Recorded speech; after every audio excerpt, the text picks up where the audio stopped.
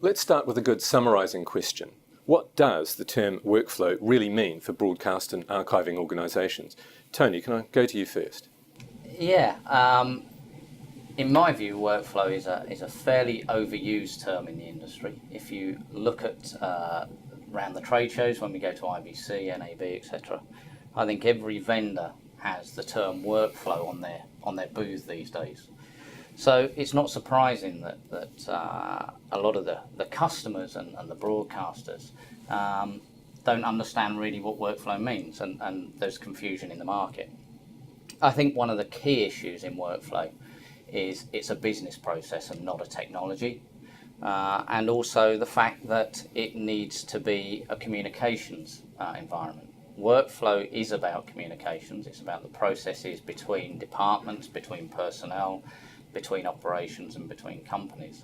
So I think that the term workflow means so many different things to many people, but at its core it really has to have the business process and the communications between the departments working together. Jeff, Tony's talking about business process, not technology communications. Is that something you support? Oh, very much so. I agree with Tony's point of view that it's probably one of the most overused phrases around at the moment. It's probably better if you split it into two words, workflow, because then I think you're beginning to get into what we really mean by that word. It is a set of processes. It is about different areas, different skill sets, all communicating. Other than that, it really doesn't mean a great deal. It is certainly not a technology, and as Tony says, with so many people having the big word workflow on their booths at NAB, IBC and all the other sorts of shows, I think it's misleading. It's misleading the people coming into the industry, because we're seeing a great change generally in the industry. And as I said, I think it's workflow, not workflow.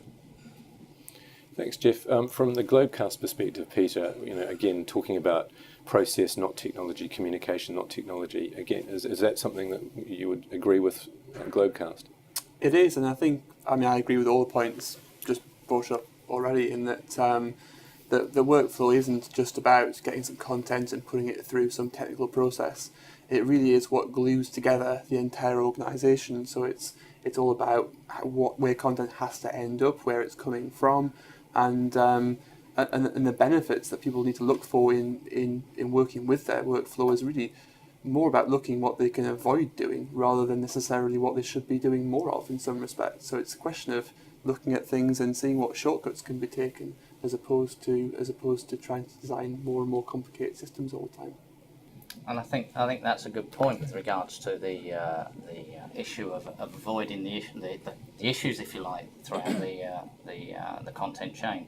I think one of the elements that you really need to try and get out of a system which produces workflow, as Jeff turned around and said, is the audit trail, understanding what's gone on previously throughout the operations to try and get the metrics of the system in there. So absolutely, it's about trying to find out what issues there are throughout the content chain.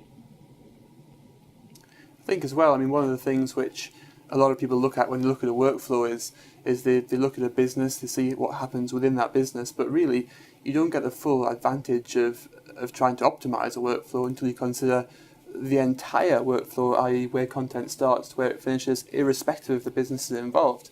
And that's where the challenge really lies, because then you've got different businesses with different agendas, and in some respects you need help from third parties to try and look at and say, well, you're replicating something that somebody else is doing unnecessarily, and if you both work together in a slightly different way, you can both avoid a step and both save money, time, or whatever.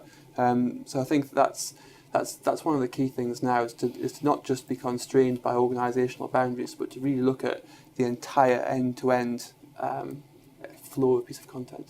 Surely the workflow is what any other industry marketplace would probably, I think, call business analytical skills. Just analysing the business, analysing what is required. I don't see the word workflow in other marketplaces that I deal with outside of broadcasts. I do see the business analytical types of labels used a lot more, and I think this is really what it's all about. It's about analysing the process that gets us from capture, acquisition, whatever you want to call it, all the way through to publishing it.